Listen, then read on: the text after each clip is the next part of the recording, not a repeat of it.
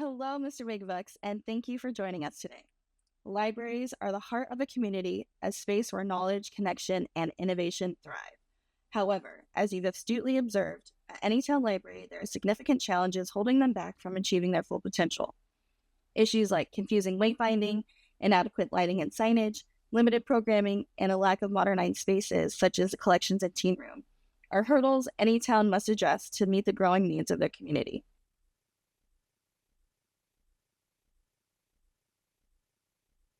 Today, we're excited to present not only these challenges, but also bold, practical solutions to transform Anytown Library into a 21st century hub for learning and engagement. From digitization and enhanced security to a revamped OPAC and vibrant programming, we've created a vision that aligns with the library's mission and the community's aspirations. These transformations will require a significant investment, and we'll be asking for your generous support to make it a reality. More on that later. Together, we have the opportunity to elevate Anytown Library to a space that not only serves but inspires a community for generations to come. Let's dive into the specifics of these improvements and the lasting impact they will bring. Now we are first going to focus on wayfinding. One of the biggest challenges that libraries face is helping patrons find their way around, especially if they're visiting for the first time. Our proposal for wayfinding at Anytown Library combines practical, analog solutions like wall-mounted maps and color-coded signage with innovative digital tools like a mobile app and QR codes. And together, these tools are designed to make navigation easier, more intuitive, and accessible for everyone who visits the library. One statistic that we wanted to point out was that according to Pew Research Center, only 25% of Americans feel they know most or all of what their library has to offer. And this points out a significant barrier. If patrons can't easily find what they're looking for, whether it's a book, a study room, or the children's section, they might leave frustrated or maybe not even return. Effective wayfinding bridges this gap by making the library feel more approachable, intuitive, and welcoming. There's some research that was done by Zhang and Huang in 2009, emphasizing the importance of clear and accessible signage. And it shows that this significantly reduces confusion in public spaces and improves overall user satisfaction. By pairing proven analog solutions with digital enhancements like interactive maps and a mobile app or strategically placed QR codes throughout the library, we'd like to create a wayfinding system that caters to all types of patrons, those who prefer digital tools and those who like to lean on traditional tools instead. The mobile app, for example, can offer interactive maps and step-by-step navigation, making it especially helpful for first-time visitors. QR codes can complement this by providing quick access to the app or specific resources like maps or program schedules with just a scan through the mobile phone. These digital tools not only enhance accessibility, but they also integrate seamlessly with the library's redesigned website and catalog system, which will be discussed later. By combining analog tools with technological innovations, we're creating a wayfinding system that not only helps patrons get where they need to go, but also ensures they feel confident and comfortable doing so. So let's go ahead and take a closer look at the specific tools we're proposing and how they'll work together. The reference desk can be thought of as the heart of the library. And for Anytown Library, we're proposing a welcoming, circular, or modular service desk positioned near the entrance. And this will be the first point of contact for patrons, which makes this a vital space for creating a positive and helpful first impression. This desk will serve as a central hub for information and assistance. And patrons will find high-quality laminated maps, brochures about upcoming programs, instructions for searching the catalog, and answers to frequently asked questions. So whether it's a quick question or more in-depth guidance that's needed, this desk will be designed to meet a variety of patron needs. The staff that are stationed at this desk will be trained to proactively greet patrons and offer assistance before they even ask for help. This approach creates a more welcoming environment and encourages patrons to fully engage with the library's resources. I've included a couple of historical photos to remind us how reference desks have always been central to the library experience. And here's one from the Purdue University Life Sciences Library, dating back from 1951 to 1980. And on the right, you can see a photo from Ballard Carnegie Library in Seattle, Washington, dating all the way back to 1907. These desks were more than just places to ask questions. They represented the library's commitment to being a supportive and accessible resource for its community. And our proposed design continues that legacy while also adapting to meet the needs of today's patrons.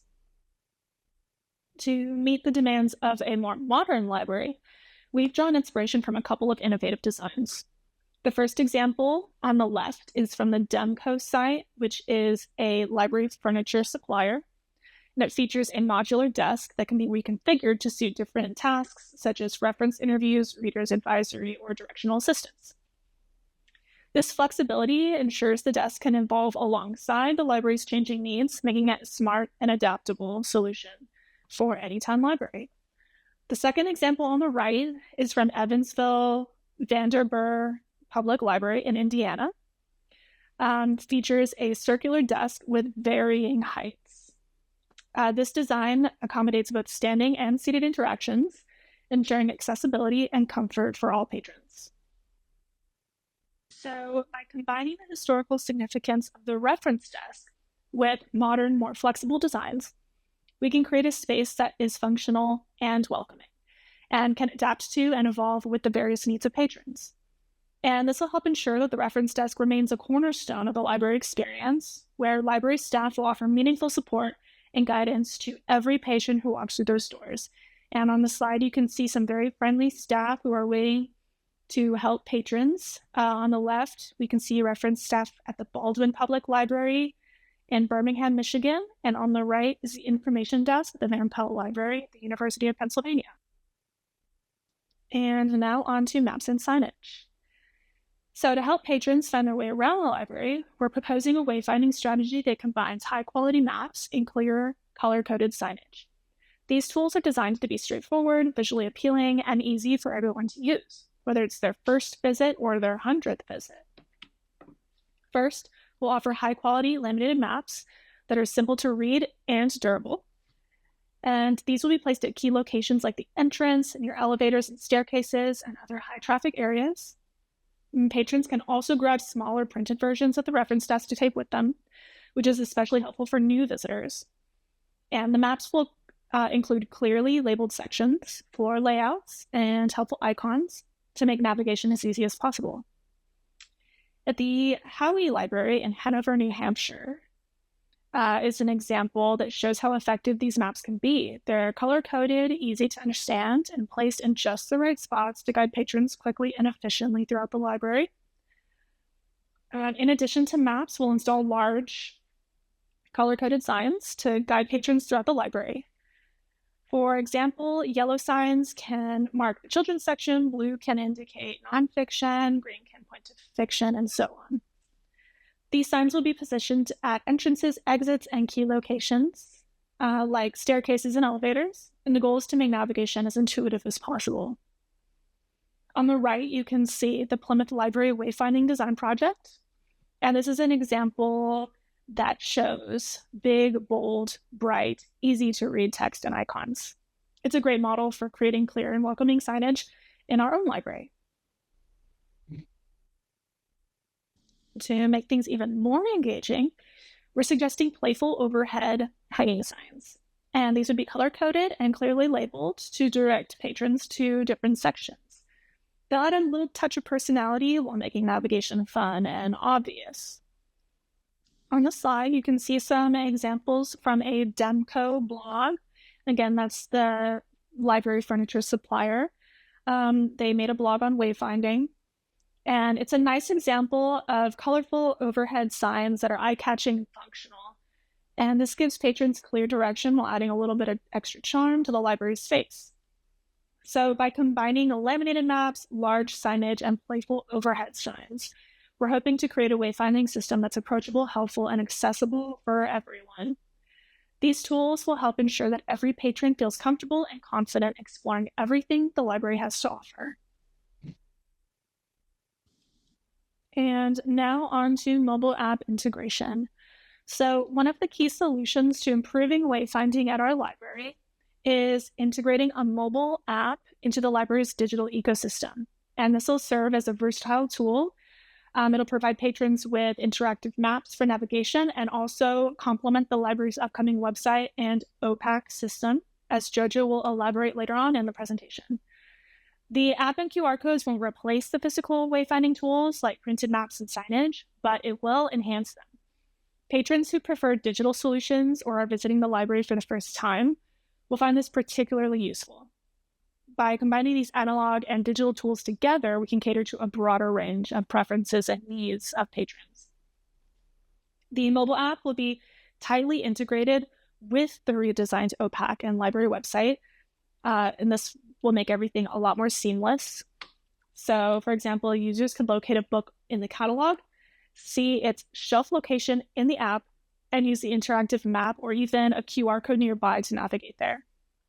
And incorporating a mobile app for wayfinding, complemented by strategically placed QR codes throughout the library, isn't just about convenience. It's about transforming how patrons experience the library. With interactive maps, searchable directories, QR-enabled navigation, and accessibility options, the app empowers patrons to confidently explore and use libraries' resources. And this makes every visit more productive and enjoyable.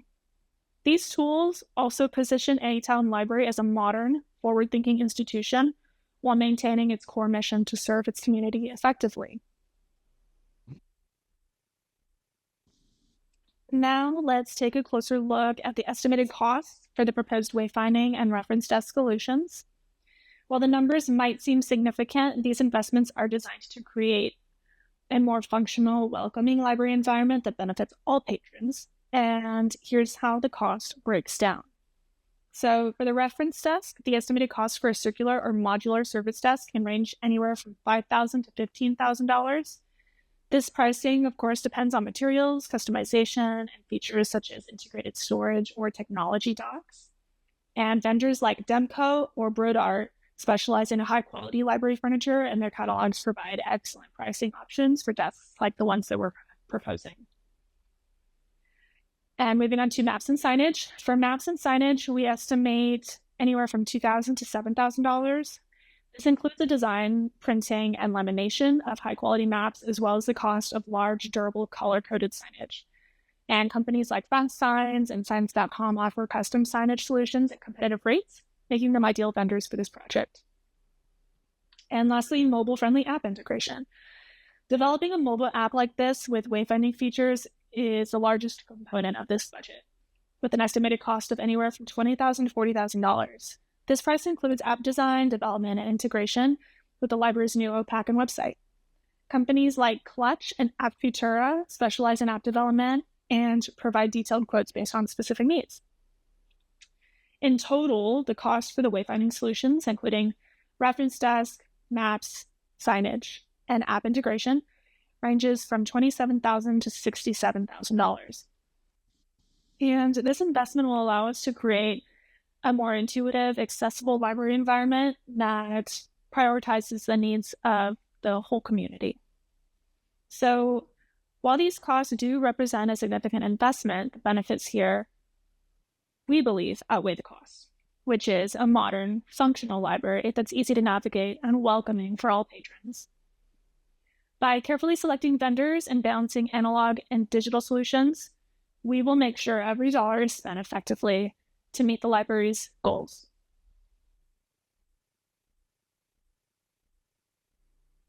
Hello, Mr. Megabucks. Thank you for your generous offer and allowing us the time to talk to you today about our proposals for all the issues you noted. As for the issue of security, you noted that I didn't feel safe as I entered the library. The parking lot was poorly located, and the lobby of the building looked like a deserted building. I wasn't even sure the building was open. I heard the library's book detection device alarm at least 3 times while I was there. No one responded. Are people walking out with books? How can the library account for loss? Do they even know what's missing? So before getting into security-specific issues, I just wanted to quickly touch on a couple of things you pointed out here. First of which was the fact that the lobby looked deserted and nobody responded to the alarm going off. So first and foremost, this sounds like a staffing issue. obviously we need staff present and we need them to respond to whatever situation may arise, including obviously the alarm going off. So, it seems obviously we either do not have enough staff or we potentially need to replace staff. Um, and if we do need to hire additional staff besides those at circulation, I'll get into this a little bit more later, but we could hire a security guard. And along with that, we could install a security station, as you see here, so that that security guard is always present and ready to respond to situations. And if it's an issue of not having enough workspace for staff, um, this is a formula here that the Connecticut State Library uses um, for whenever they need to add work areas to their library. And the rule of thumb that they go by is 150 square feet per work area. And you can see in this example here, they added 10 work areas, which was a total of 1,500 square feet. Now, the second thing I wanted to touch on before getting into security in particular is the fact that you mentioned the parking lot is poorly located. So if we need to make renovations here, a good option we might want to go with is a company called TestFit. They're an architectural software used specifically for parking lot design. And if I can just very quickly show you their website here. Just let that load. Okay. You can see on their page, they provide some demonstrations of what the software is capable of. And, it seems fairly intuitive, not too difficult to use, and pretty flexible as far as how we can design the parking lot. So this seems like it may be a pretty viable solution there. And just very quickly, the recommendations that TestFit makes as far as the guidelines to go by when designing the parking lot is maximizing space utilization. So just making sure that we can fit as many parking spaces as possible. But obviously, at the same time, we want to ensure safety and accessibility, make sure that there is no traffic congestion, and we need to comply with local zoning and accessibility laws. Now, moving on to the issues of security. So these recommendations listed here come from the ACRL, which is the Association of College Research Libraries. And if we are experiencing repeated theft, then it is probably necessary to hire a security guard. It has been demonstrated that just the presence of somebody in uniform is enough to deter a theft from occurring in the first place. But if and when that does happen, we have a security guard present to respond to that. The second recommendation here is to have a group of staff dedicated to a security planning group. So this group would develop security protocols and have specific guidelines outlined for how to respond to a variety of security situations. The other recommendation here is to have a contact list of appropriate law enforcement agencies. So making sure we know who to contact for what situation. And obviously this goes hand in hand with the developing security protocols. And if or when something does happen, we need to notify the public relations office. And if we experience a theft from our special collection, a good tip is to make sure that local book dealers and manuscript collectors are aware of the materials in that collection. That way, if somebody does manage to steal something and immediately tries to sell it to a local book dealer, they are aware of the fact that that item came from our collection and can report the theft. And as far as how we report the theft, a good resource is the Bookline Alert Missing Books and Manuscripts Network, or BAM. And this is a platform that libraries can use to report thefts occurring at their library, and they can help each other find and sometimes even replace materials that were taken. And if theft does occur, obviously we need to appraise the loss. And if we manage to recover it, we need to appraise that as well. And we also want to make sure that we are maintaining accurate records on all the actions we took in response to a theft. And if I can, again, just show you very quickly here, this is a potential good resource to go by. These guidelines come from the ALA, and they more or less go over everything we just talked about, but obviously in much more detail. They also include guidelines here for responding to theft in progress, not just planning for one, and what to do after that happens. So I think this would be a good resource as far as planning those security protocols. And lastly, just to touch on some other security points. It sounds like our library already has this, but we want to make sure that our alarm system is up to date and it's fully functional. We want to make sure we have CCTV cameras. And even if we do hire a security guard, we want to make sure that staff themselves are trained in security situations.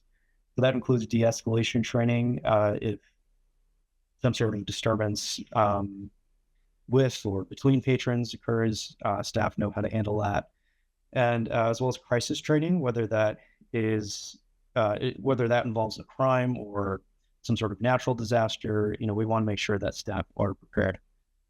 And along with the security guard, it might be a good idea to hire a social worker as well. The San Francisco Public Library has done this. And, that will ensure that we have the right kind of specialists to respond to other sort of situations, like if a patron's having a mental health crisis or we're experiencing homeless issues. A social worker might be a person better prepared to handle those situations. Just to go over the cost real quick. So TestFit, they don't have standardized pricing. We have to reach out to sales for an estimate. But a point of reference they provide is the fact that a $10,000 budget will generally get us about 40 potential models they can help us design. And as far as implementing the renovations themselves, on average, this typically costs around $75,000. As Taylor mentioned in her presentation about wayfinding, library furniture can range between $5,000 and $15,000. So again, if we want to install additional workspaces, including a security station, and then as far as hiring a security guard and social worker, now, obviously we don't expect you to fund us in perpetuity.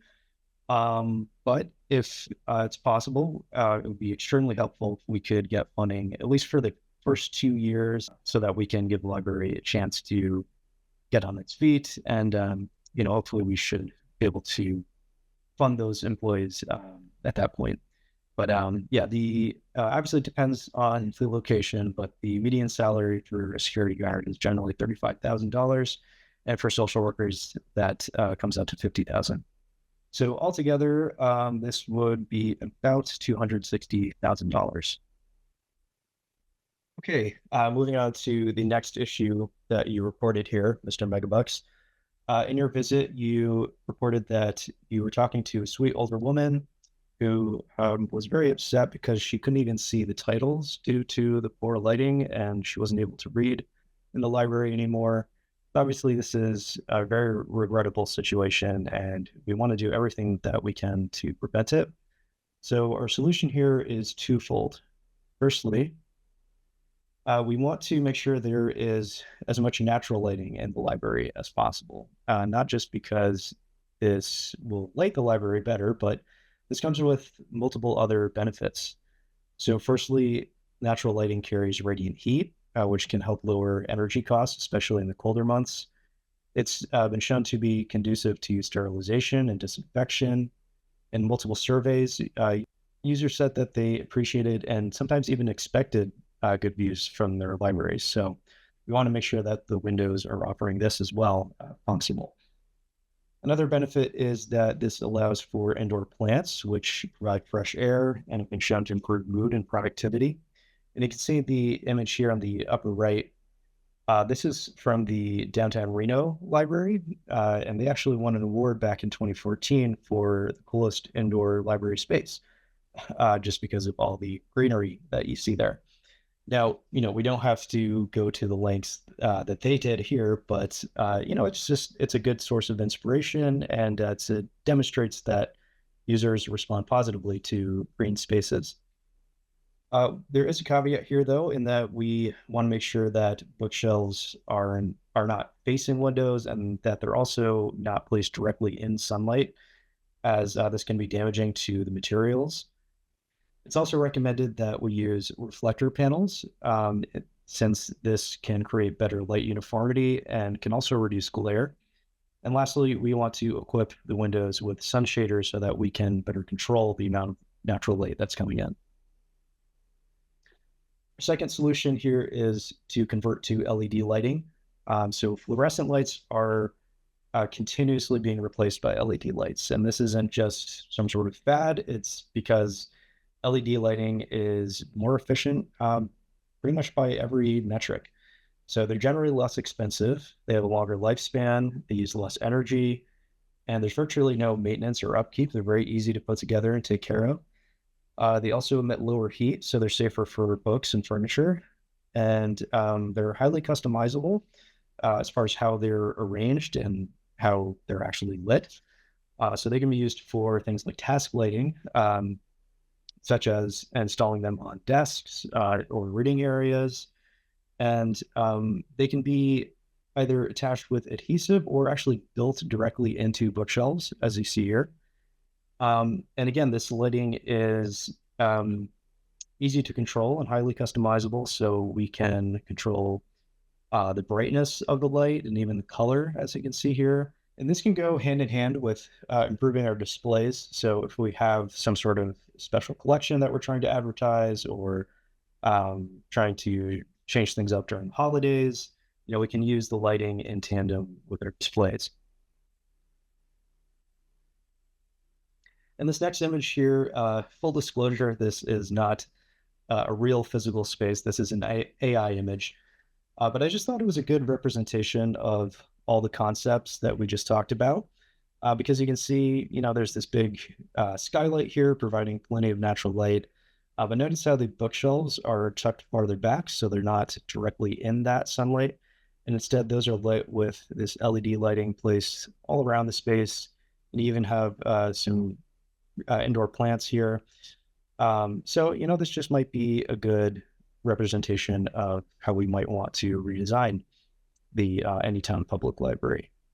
Now, just to go over the cost real quickly, obviously this depends on the size of the project, but as far as renovations to allow for more natural light, installing more windows, maybe redesigning spaces, that could cost us a few $100,000. This figure here, $300,000, this comes from the Jones Library in Amherst, Massachusetts. Earlier this year, I believe this project is still ongoing. They had a similar renovation where they redesigned their library, installed a lot more windows, and that ended up being the projected cost for them. And reflector panels, those generally cost between $300 and $900 per kit.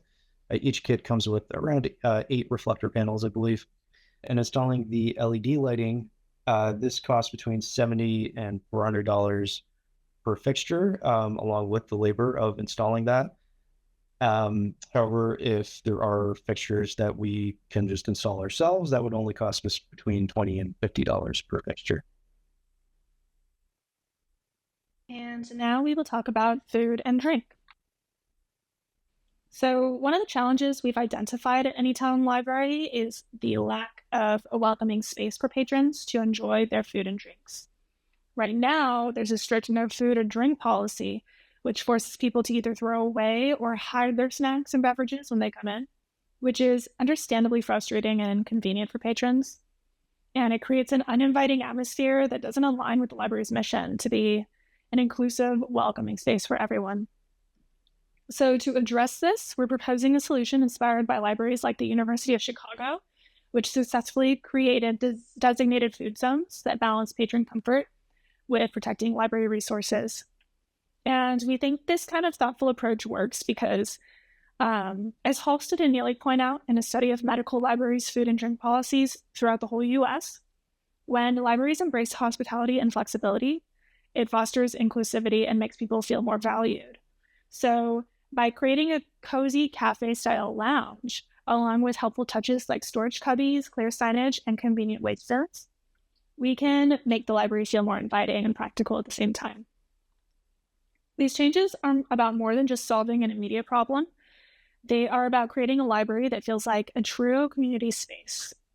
With updates like the ones we'll talk about, we want to encourage patrons to feel welcome, stay longer, and feel confident that their needs are being met without compromising the library's resources. Let's first talk about this cafe-style lounge area.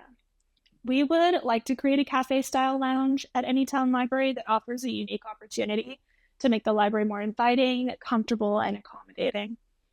And the space will provide a cozy, welcoming environment where patrons can enjoy food and drinks without feeling disconnected from the rest of the library. So our vision is that the lounge will feature comfortable seating, plenty of tables and surfaces, natural lighting, and a warm, inviting kind of vibe. To support longer visits and increase engagement, we'll include electrical outlets for charging devices, as well as wireless and wired internet connections.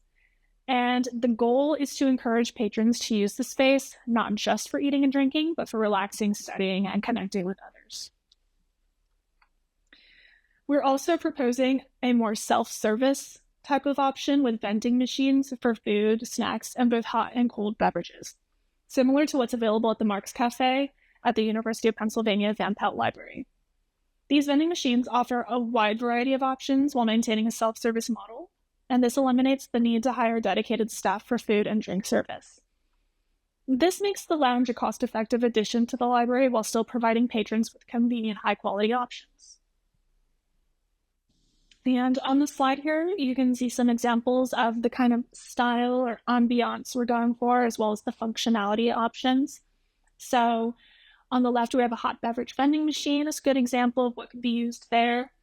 Charging stations throughout the lounge. On the top right there, we have an example of Dewey's Cafe at Fort Smith Public Library, and then Mark's Cafe at the University of Pennsylvania. And all of these options kind of feel more inviting and cozy and encouraging for patrons to go and enjoy their time in the library. And this way, patrons won't have to throw away their food and drink when they enter the library. They can go enjoy them in the cafe-style lounge area and then resume their library activities, finding the materials and resources that they need. And now let's move on to a few more examples to use for the cafe-style lounge area. We found that many libraries and academic institutions have successfully incorporated cafe spaces into their environments. For example, on the left here, you can see the Lamont Cafe at Harvard University offers a comfortable space where students can relax and recharge while still remaining connected to their academic environment. Other great examples include Dewey's Cafe at the Fort Smith Public Library from the previous slide, which fosters a cozy community vibe, and the Ampersand Cafe and Bookstore there on the bottom right of this slide, which is in Sydney, Australia. And this merges functionality and atmosphere seamlessly. Still offers that cozy kind of vibe we're looking for that invites people to come and have a sense of community together. And what's great about this cafe-style lounge is that it doesn't alienate patrons from the rest of the library. It integrates them into the experience. By positioning the lounge near the entrance and designing it with accessibility and comfort in mind, we're encouraging patrons to feel welcome and stay longer at the library. So whether they're stopping by for a quick bite or planning to settle in for an afternoon of work or study, they have lots of options to choose from. So this cafe space isn't just about providing food and drink. It's about creating a space in an environment that fosters connection and comfort and community, all while maintaining the functionality and mission of the library. Moving on to storage cubbies and lockers. So to further enhance the library experience, we would like to propose the addition of storage cubbies and smart lockers.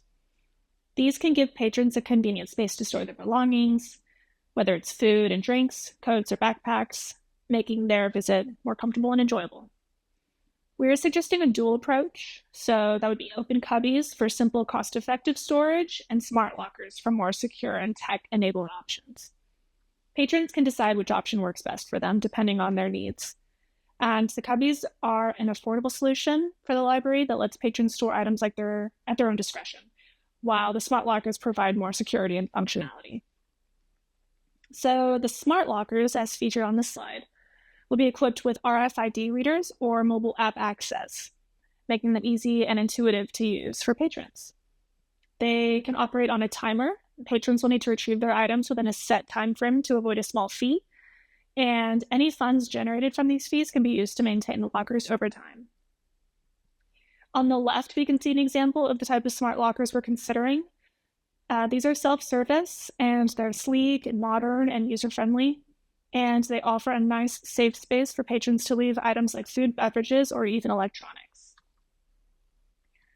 So for policies and guidelines to ensure the lockers are used responsibly, there will be strict policies about what can and cannot be stored in there. For example, only beverages with closed lids and food in sealed containers will be allowed. Perishables, weapons, illegal substances will be strictly prohibited, and items left overnight will be discarded, and patrons who break these rules may incur fines. This system can encourage responsible use while helping maintain a clean, pest-free environment. Speaking of pest-free, lockers can also be treated for pest control during regular library pest management services. This will just ensure cleanliness and safety. Mm-hmm. And now moving on to the cubby option. If all lockers are occupied, patrons can use more open-style cubbies for temporary storage. These cubbies, inspired by designs like the IKEA Kallax shelving unit seen there on the right, can provide a simple yet also functional option for storing less valuable things or bulky items like coats and bags. So, like I said, on the right is an example of the open cubby system we're envisioning. It's practical, easy to maintain, affordable, and allows patrons to store items while keeping them within view. One exciting feature of the lockers is the potential to include built-in charging outlets. So on the slide before, where the smart lockers were seen, there you could also maybe noticed a phone being charged in one of those pictures. So we're thinking it would be really great to include built-in charging outlets. This would allow patrons to charge their devices while they're immersed in the library experience. And this could also encourage longer, more focused visits. They'll not only add convenience for patrons, but they can also reinforce the library as a tech-friendly, patron-centered space. So by offering both open cubbies and smart lockers, we can create a flexible storage system to meet a wide range of patron needs. So whether it's for convenience, security, or added functionality like charging stations, these options can make the library visits more seamless, comfortable, and productive for patrons. And now moving on to waste bins. So responsible waste management is an important part of maintaining a clean and sustainable library environment. And to support this, we're proposing the implementation of a waste diversion system inspired by Santa Clara University's approach, which I'll show you on the next slide. This system not only helps patrons dispose of their waste responsibly, but also serves as an educational tool. So we plan to incorporate multi-stream waste bins throughout the library, including at key locations like the cafe lounge and entrance, exit, and seating areas. And these bins will allow patrons to sort their trash, recycling, and organic waste properly, ensuring that the library stays clean while promoting sustainability. And what makes this system stand out is the detailed illustrated signage that accompanies the bins. Inspired by Santa Clara University's design, the signage will use clear visuals to explain what belongs in each bin. And this is especially helpful for the Spanish-speaking patrons who are still learning English, and the illustrations will provide universal understanding for them. So here is that example from Santa Clara University, showing how effective simple illustrations and clear instruction can be in guiding responsible waste disposal. So it's not just practical, it's also an opportunity to educate patrons about sustainability. For the bins themselves, we thought this option from Trash Can Warehouse would be great. It's a 16-gallon simple sort triple station. They are affordable, compact, and designed for multi-stream waste storing, and this makes them a perfect fit for the library. So by pairing them with the educational signage, we can ensure that they're easy to use and highly effective. We will place these bins strategically throughout the library at high traffic areas like the cafe lounge, entrances and exits, and seating spaces. And this placement not only ensures that patrons always have a convenient disposal option nearby, but also reinforces the library's commitment to sustainability at every turn. So by combining functional waste bins with clear illustrated signage, we create a system that promotes sustainability, educates patrons, and also keeps the library clean. This is a simple yet impactful way to make the library a more thoughtful, eco-friendly space for everyone. And finally, moving on to signage for food and drink. To help patrons understand and follow the library's food and drink policy, we're proposing clear, welcoming signage that informs and encourages responsible use of the spaces. These signs will not only direct patrons to the designated cafe lounge area, but also empower them to feel comfortable while respecting the library environment. The signage will communicate key aspects of this policy in a friendly and approachable tone. For example, drinks in sealed containers are allowed throughout the library except near computers. And food in open containers are welcome in the cafe lounge area, but not near the library's collection equipment or furnishings. If you look in the middle there at an example of the Lippincott Library food and drink policy sign, this shows how signage can politely remind patrons of the boundaries while directing them to the cafe area, which is a designated space for food and drink. And our signs will also take inspiration from more casual, inviting language. Like, for example, on the right is a sign from a post on a subreddit called Made Me Smile, which tells patrons, "We're all adults here," and asks them to respect the space and clean up after themselves. And we believe using this tone empowers patrons to feel at home in the library while also encouraging ownership and keeping the space clean and welcoming. This type of language helps patrons feel more trusted and respected, and this creates a sense of shared responsibility for the library space. The signage will also highlight the cafe lounge as a comfortable and designated space for enjoying food and drink. For example, there's a cute inviting sign like what's used at the cafe at Greenwich Library that can serve as a cheerful reminder of the lounge's availability. You can see an example of that on the left. The sign is simple yet warm and inviting, and it makes patrons feel welcome to take advantage of the cafe space. We will place these signs at highly visible locations such as entrances near computers and in the cafe lounge itself. And this will ensure patrons are aware of the policy wherever it's relevant. By combining clear instructions with a friendly tone, we can create an environment where patrons feel welcome and informed without feeling restricted. So by using thoughtfully designed signage, our library can strike the perfect balance between encouraging patrons to feel at home and ensuring they respect and care for the space. And we believe this approach makes the library a more inviting and user-friendly environment. We believe that creating a welcoming and functional food and drink space in the library is about more than just convenience. We think it's about fostering connection, comfort, and community. So let's go ahead and take a look at the estimated costs for implementing these solutions and how they align with the idea of making the library a true third place. So we think the heart of our food and drink solution is the designated lounge area. This space will cost between $2,500 and $4,500 for tables and chairs, plus $1,500 to $3,000 for additional comfortable seating. For construction costs, including building walls, installing flooring and windows, and wiring electrical and plumbing, we are looking at $25,000 to $60,000. And to enhance the atmosphere of the lounge, we're looking at including lighting, plants, area rugs, and decor at a cost of $900 to $4,250. And installing outlets for charging devices will range from $600 to $2,000.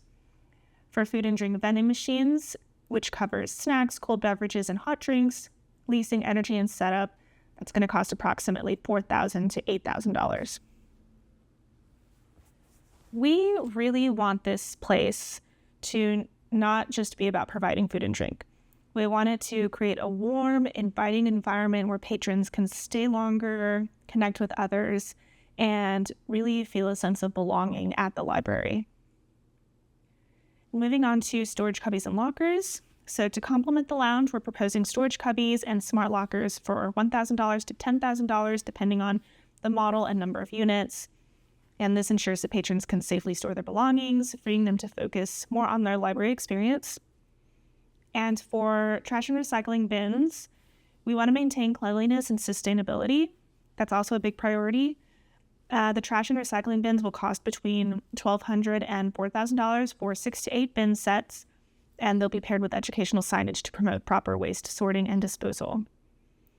And for signage, we want clear and welcoming signage to explain the food and drink policy and direct patrons to the cafe lounge.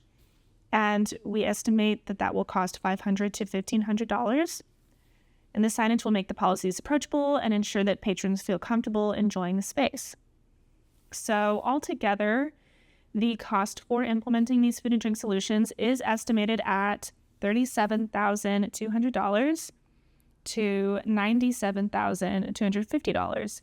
And we believe this is a worthwhile investment in creating a welcoming, community-centered space.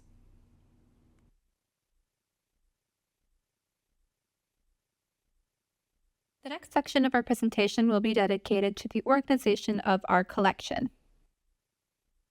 In the Anytown Library, we have a problem. And that problem is that we don't have any displays. There's a million things crowded on the shelf. There's no marketing. Everything is spine out. Nothing is conducive to browsing, and people can't find anything when they come to the library. There is a solution, however, to this problem, thank goodness, and that solution is that we must dedicate sections in the library for displays, and we also need to improve the signage of the library, the organization, and improve the collection. In the next following slides, I will tell you why we should do that and how we should do that. The number one issue with the collection of our library is the fact that it is completely disorganized. Patrons are coming into the library and are completely lost. Now, a quick way to fix that is with signage. Let's say, imagine you are going to the store and you are looking for a very specific item, and that item is pasta. And going into the store, you are unable to find that pasta because there are no signs. You're just going aisle for aisle, looking around aimlessly, and then you end up leaving because you cannot find it, and you end up pastaless. Now, we do not want that at our library, but this is a very similar situation because patrons are coming in with a very specific idea in mind about what they want. They are looking around aimlessly and are unable to find it. Now, with organizing nonfiction sections, we use the Dewey Decimal System. This is a standard amongst all libraries in the United States and something we do use at our library. However, there are no signs to indicate how to find things. The Dewey Decimal System is a numerical system that organizes topics via a number that is given to it. Most people who are not librarians are not able to understand or to comprehend the Dewey Decimal System because it does take some time to get to know. However, there is a really easy way to fix this. We put signs up that demonstrate what the numbers mean in terms of the topic they are going for. So let's say we add more signs, which make it more conducive to searching. This way, we won't be aimlessly searching through call numbers and are unable to understand what that necessarily means. On the slide, you can see that we have two examples of these signages that we can use on the left side. So we can see very clearly that these signs mean that $5.40 in the Dewey Decimal System is chemistry. So if you are looking for a specific material, it's much easier to find that. Not only should we use the Dewey Decimal System science, we should also make it easier to find the fiction sections, and especially the different types of fiction there are. Everybody wants to read different types of fiction books, but the fiction books that toddlers read aren't going to be the same fiction books that adults read. So we should have signs that indicate that as well.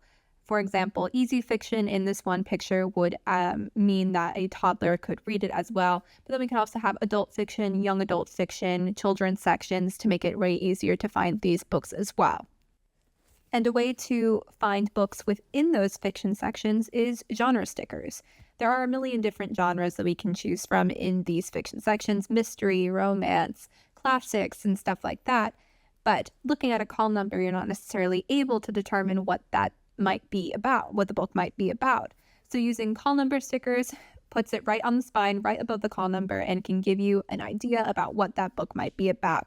So here are some examples on this slide as well, and these are really nice because you don't have to go reading every back of the book or looking for a specific section. They're all right there by author's last name with that genre sticker as well.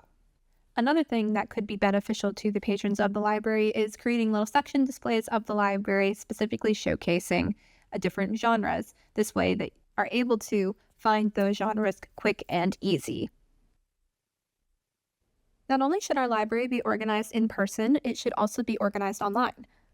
The first step to guarantee that our library should be organized online is updating our library catalog. Library catalogs are online now. There is no need for the only way to find where things are in the library or to look up what is in the library to be a paper copy inside. Of course, we should still have one. However, being online makes it so people can easily access it from their phone, from their computer, and at home. And they're able to easily find out what is in the library, as well as a call number, as well as what may be in the library or might be checked out currently. It will likely cost a couple $100s a year to maintain this online system as well, but it's definitely beneficial. And we can promote the use of the online library catalog by posting signs with QR codes throughout the library so you're able to easily scan it via your phone, as well as putting signs towards reference desks in order to get people acquainted with that online catalog, or if they just need more help, to tell them where call numbers or where books are in the library based on their call numbers and how to find out where they are based on the call numbers. Another way to expand our collection as well as maintain another level of organization is an interlibrary loan system. Interlibrary loan systems are taking the country by storm, and they are honestly some of the best things I've ever seen implemented in libraries. An interlibrary loan system connects multiple different libraries across counties, across cities, sometimes even across states, and they basically combine the two catalogs. They combine all of the books that are in all of these libraries and make it so that patrons are able to not only check out books from their preferred library, whatever library is closest to them, but that they are also able to check out books from any library in the entire county, state, or city that they are in. An interlibrary loan system is completely beneficial to patrons in the library because, let's say they are looking for a specific book and it is not in their preferred library. What if they don't have a car? What if they can't take the bus, but they really, really need that book and they are not able to buy it? Well, an interlibrary loan system is beneficial because, let's say, a library across the county has that book, and with an interlibrary loan system, they would be able to get that book from that library and either ship it or drive it to our library in a very fast and timely manner. Now, an interlibrary loan system is probably the most expensive thing we're going to be asking for in terms of the organization of our collection. An interlibrary loan system costs about a couple $1,000s to implement, and it can be more expensive depending on the different type of interlibrary loan system that you choose to include in your library. Ideally, we would like to have a physical version of this loan system in place and not just a digital system, because having a physical book can also mean a lot to patrons as well. On top of implementing the system, we will also need to get cars for the library so we are able to connect them to the other libraries in the county, and then that will also require gas as well as extended hours possibly for different members of our library staff in order to bring these books to the other patrons in the other libraries or to pick them up from the other libraries as well. Sometimes interlibrary loan systems will also cost money for patrons to use, so some libraries will require patrons to pay $15 for requesting an interlibrary loan book. However, our goal is to make that for free. We do live in a very rural area, and in order to provide the best service that we possibly can for our patrons, ideally this would be free. So that would require an extra additional amount of money just to guarantee that the price stays either low or free. Moving on, it is also really beneficial to expand our collection using audiobooks and ebooks. Over the past decade or two, reading as a hobby has been dramatically decreasing amongst children and teens, but the use of ebooks and audiobooks has been increasing. Now, likely this is due to the fact that people can use them right on their phones. They don't have to worry about carrying multiple things, and it's very easy to download those things onto a device that's with you all of the time. However, studies have shown that while people do like to download ebooks and audiobooks, they like to do so via a library because ebooks and audiobooks can be really, really expensive and the price does add up. Now, some may worry that audiobooks and ebooks aren't real reading. Some people argue that you're not really getting any of the info in your brain, but in fact, audiobooks can model reading, they can teach critical listening, and build on prior knowledge, which again improves vocabulary, it encourages oral language use, and it increases reading comprehension as well. We also can't deny the fact that some people just learn better using audio. Some people, it's very hard for them to read on a piece of paper, whether that be for vision problems, whether that be for mental disabilities like dyslexia, or they're unable to focus on a page. Some people like to do multiple things at once, and an audiobook does help with that as well. A way that we can include audiobooks and ebooks in our library is using a service called Libby. Libby is used in a lot of major libraries across the country, and it is an ebook audiobook platform that you can download via app on your phone. All you need to do is connect your library card to it, and it will connect you to a library system. Now, that's how patrons use it, but as an actual library, we would need to connect ourselves either to a county system, or if there is no county system in place, we would need to create our own system of ebooks and audiobooks. This is where the cost gets expensive, because Libby itself does not cost really any money to implement in a library. However, the cost of ebooks and audiobooks can add up. Libby does require you to purchase these books, and because you are only purchasing, for example, one ebook, only one person can check that out at once. But this is a way that we can guarantee that patrons who have other ways of reading or other ways of learning can read and learn successfully. In fact, we could also collaborate with local schools and get curriculum via audiobooks and ebooks and allow students to learn a different way. The last and final way that we can help organize and improve our collection is with adding more different types of genres and different types of products to check out. One way of doing this is to add DVDs, video games, a larger reference section, and other things that you might not see in a library because people still need to check out those things as well. But of course, adding things like a variety of different genres, adding things to the graphic novel section, the manga section, things that aren't quite as well known can still be really beneficial, because I guarantee you there will be a child somewhere in our county who does want to check out one of these books and will not be able to buy one on their own, so coming to the library will be their only option. Here at Anytown Library, we might have the most organized collection now thanks to all of the improvements that we made. However, we still might not have patrons coming into the library. We might not have patrons checking out any books. And now, a very easy way to fix this is to increase the amount of displays that we have in the libraries. Displays can be used for many things. Oftentimes, of course, they are going to be displaying books, but we are going to be displaying books for different reasons. Using displays, we can bring awareness to different topics, celebrate different groups of people, involve the community. We can also touch on little bits of pop culture and just create a really fun scene to be silly, tie in other areas of the library as well to create a comprehensive feel. And the biggest thing that we need to accomplish with our displays is to make people feel as though they have a place in the library.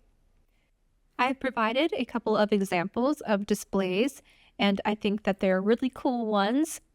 In the left corner of the slide, this is actually a Halloween display, and you can tell via the very interesting looking graves that they have on the wall, but these are probably going to be displaying Halloween books. And so you can take into consideration holidays, things that people might be reading around wintertime, might be reading around the springtime, or reading around Valentine's Day, Thanksgiving. It's a really fun way to get people in the holiday feel. And then on the top of the slide, we also have a display dedicated to summer reading. And then on the bottom, we also have one showcasing banned books. Banned Book Week usually takes place in September, so showcasing a display fully dedicated to that week and showcasing different books that have been banned throughout the country and other countries really makes people feel involved. And then we have a couple more displays on the right side. These are more dedicated to children's areas of our library. So this one on the top says Get Wild About Reading. And then of course on the bottom we also have Hungry for a Beehive Book. Not a very large portion of our library patrons might know they might want to read a book about wild animals, but this display might help them in learning that they actually do really want to read a book about wild animals. So displays are here for a multitude of different reasons, but seeing these displays in the library will definitely help patrons feel that they are here for a reason and they're here to learn. Now we are going to break down the cost of everything that we are asking for in our organization of collections. First, we are requesting $25,000 for display materials and furniture. Creating really cool displays will definitely bring people into the library, and showcasing that on different types of furniture, shelves, can be a really conducive way to creating really, really cool displays. We are also requesting $25,000 for signage and bookshelves, as well as genre sorting. As mentioned before, signs are really important, and another way that we can bring people into the library is with those really cool signs. So you can see at the bottom right that we actually have a really, really, really cool sign made specifically for a graphic novel section. So implementing custom signs can definitely bring people into the library as well. And we are also requesting $50,000 for an ebook and audio service implementation. This includes the money needed for the buying of these ebook materials and audiobook materials. And then finally, we are also requesting $100,000 for the implementation of an interlibrary loan system and adding to our online collection, as well as the in-person implementation of the interlibrary loan system. So that brings our official amount request to $200,000 for the organization of our collection. Thank you very much. The next slides in our presentation are going to be dedicated to the implementation of a teen room. In Anytown Library, right now, there is a problem, and that problem is that there's nowhere for any of the younger people coming to the library to come and hang out, nowhere for them to study or collaborate, and this is leading to them to disturb other patrons in the library. And the solution to this problem is to make a designated teen space or a teen room. I'm sure the question on everyone's minds is, why do teens need their own space? Well, teenagerdom is an awkward portion of life between childhood and adulthood, and teens need to feel a sense of independence. They want to try new things, hang out with new people and places, and that's not their parents' house, and they want to embrace new interests. It's time for exploration when you're a teen, and despite all their wants and needs, teens very rarely find themselves in libraries, especially ones that don't take the time and effort to embrace their curious minds. Teens need a space in libraries to be themselves, a space where they aren't going to be disrupting anyone, because we do know that teens can be loud and disruptive if they want to be. As mentioned before, the teenagers in our town have been disrupting patrons who come to our library, and so we need a space for them specifically. This space needs to be separated from the rest of the library, and it needs to allow teens a place to engage in skill-building activities, a place for them to study and read, as well as hanging out with their friends. Here on this slide, we have a bunch of different examples of different teen rooms. They're all around the world. In the top left, we have a teen room from Randwick City Library and Randwick, Australia. In the bottom left, we have Tucson Public Library, which is, of course, in Tucson, Arizona. And the top right, we have Boston Public Library in Boston, Massachusetts. And then at the very bottom, we actually have a makeup of a study room in Oak Lodge Library for Milwaukee, Oregon. Now, as you're looking at these examples, something must pop out to you. Teen rooms are very, very bright. They're full of color, unlike most libraries. And overall, a teen room area should be a space for leisure. It should be a place for socializing and recreational reading, but it should also be for study. And oftentimes, many libraries, especially rural ones, will come to a problem, and that problem is that they don't have enough space for a teen room. Especially in smaller libraries, it can be very, very challenging. But there are many ways to get around this. Ideally, we would like to build a completely separate room for teens that includes different study rooms within that room as well. However, sometimes teen rooms can be situated with different pieces of furniture in order to make a separated little area. There are also ways to accomplish this using couches, different heights of shelves as well. As mentioned before, teen rooms are very, very bright and very, very colorful. It's very necessary in the creation of teen rooms, as they need to feel comfortable in a space and reassured that this space was made specifically for them in mind. And as you can see, based on these many, many examples of bright colored furniture, incorporating comfortable furniture, multiple different types of seating, teen-created artwork, interesting bookshelves and lighting, even changing the flooring or incorporating any kind of use of rugs is a very good way to make the teens feel like they are very involved. There is another example of a teen room on the top left. This one is in Coppell City Library in Coppell, Texas. And as you can see, very, very bright. So we want things that mimic this kind of tone. And having teen-centered things like LED lights, having interesting plants, interesting pottery, as mentioned before, these are definitely ways to make them feel comfortable. Right now, a lot of teens are kind of mourning a third space. And what is a third space, you may ask? A third space is a place you go to hang out. So your first place would be your home, your second place would be work, or in this case, teen school. And a third place is a place you go completely on your own accord, just to hang out with people, just to do activities you want to do. So having this as a third space means that teens will come here more often. And we kind of want it to mimic other third places that you see in TV shows like Friends and stuff like that, make it feel like a comfortable space. As mentioned on the other slide, another thing that we want to do incorporating it into the teen room is study rooms. These study rooms would be made completely with window walls, and they would be completely soundproof as well. So not only can librarians see in to make sure nothing's going on, but we also won't hear any of the commotion that's going on inside. These are great additions to teen space because teens can reserve them with a librarian to study. They will have really large whiteboards. They will have TV screens as well. So if you want to rent a video game and play it on the TV system, maybe practice presentation, or just use it without disturbing any other patrons, it's a very, very nice way to incorporate another space within a space. As you can see on this slide, we have a lot more examples of different types of furniture. And something that I mentioned in the other slides is how we need to have different types of furniture. And the reason for this is not every teen studies the same, not every teen reads the same, not every teen gets comfortable the same way as another person might. So having these different options, like really comfortable couches, really comfortable chairs, as well as things that you can sit on the floor, like beanbag chairs or yoga ball chairs or interesting desks or bar stools, stuff like that. It makes it really nice to have these different types of options. My particular favorite of these is actually on the bottom left, is that pink swivel chair. I can just envision myself as a teenager getting really comfortable in one of those chairs while reading a really good book. A teen space dedicated to teens with just really cool furniture is not going to make teens come to the library.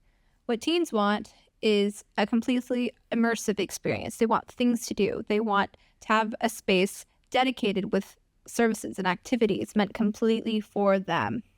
In a study conducted, a group of researchers actually interviewed a bunch of urban teenagers and rural teenagers to ask them what they thought about their public library system. And the majority of those teens actually responded saying that they felt like these libraries weren't for them. They thought that they didn't consider what teens wanted, and they thought that it was not a good space to be, making them not spend any time in the public libraries at all. In fact, many people said that they felt racially targeted at the libraries. They felt like they weren't being listened to. They thought the librarians were really stuck up. So in order to do that, there's a lot of things that we would need to change to the library teen system and how the librarians interact with teenagers. In this study, the researchers asked the teens to draw their very own teen rooms and what they wanted to see in the library, specifically for teenagers. And the majority of them focused on creating a space for practicing hobbies, creating art, and one that had a lot of updated technology for them as well.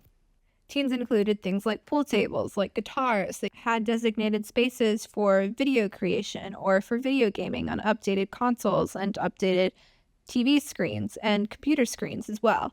But they also wanted easier things to obtain, like Monopoly games, like knitting materials, like painting materials. So there's a lot of different ways that we can help teenagers feel more comfortable in these spaces. Teenagers also said that they wanted a very wide variety of books as well. So they wanted more nonfiction books specifically for different topics relating to teenagers. And overall, they just decided they didn't want to be treated like an afterthought. And we shouldn't treat teens like an afterthought.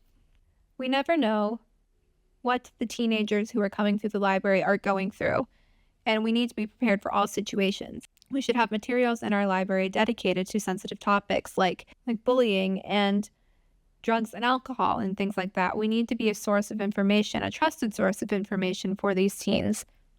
Having these creative outlets and bonding activities can help make them feel a little more comfortable, and it can help them escape life if they choose. It can also provide a place that feels like home.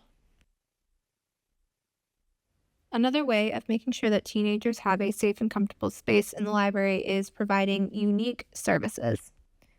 Unique services can range anywhere from tutoring to guitar classes to art classes to cooking classes to coding classes to photography classes. There's a million different things that we can do, and this does tie into programming, our programming section that we mentioned earlier.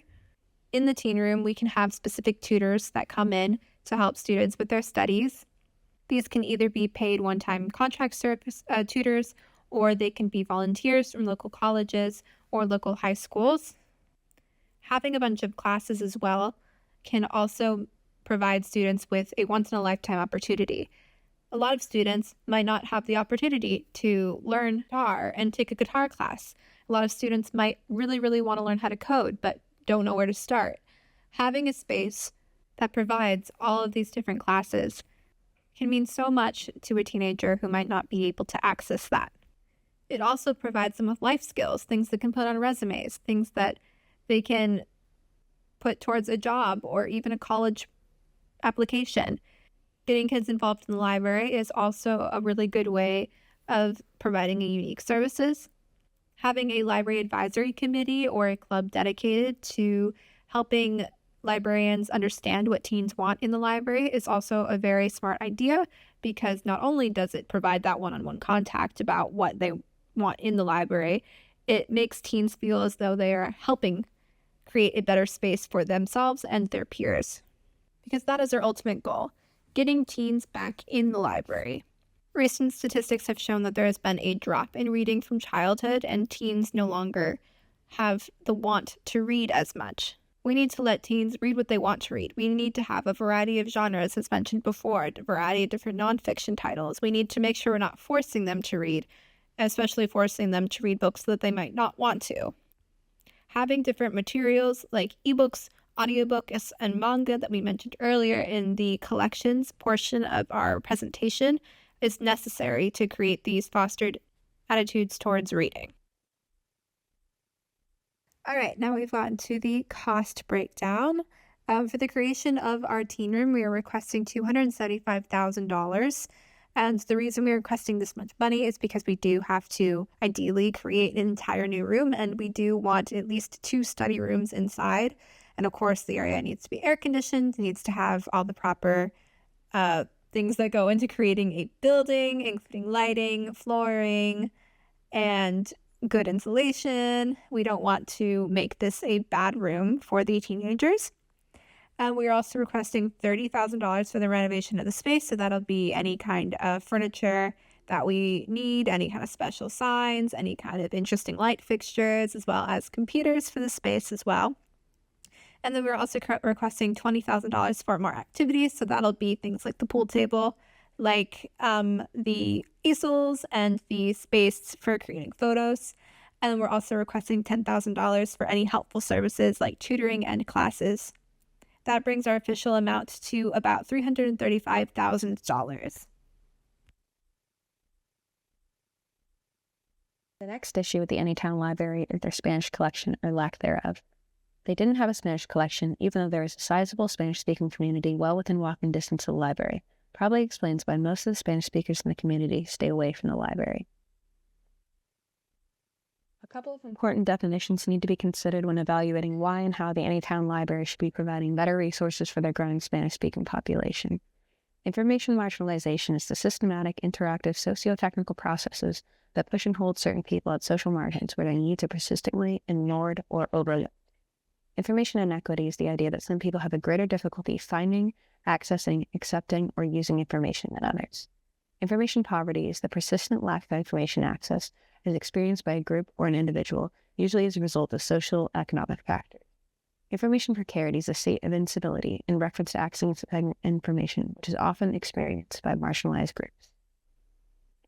The Anytown Library should be aiming for cultural competence, which is the ability to recognize the significance of culture in one's own life and in the lives of others.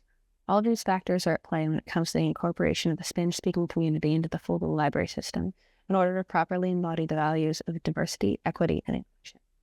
Diversity is the way that individuals are identified as part of a group, either by themselves or others, based on the categories of race, ethnicity, age, gender identity, sexual identity, religion, language, socioeconomic status, veteran status, and family structures. Diversity is hinged upon the existence of intersectionality, which is the overlapping of multiple identities. Equity is the freedom from bias or favoritism, with equity of access being the main focus in information organization. Inclusion is the fostering of a culture where individuals are treated respectfully, are valued for their experiences and perspectives, possess equal access to resources and opportunity, and in turn help the organization succeed. These qualities, often called DEI initiatives, are actively promoted by government bodies such as libraries, and the Anytown Library should be no exception.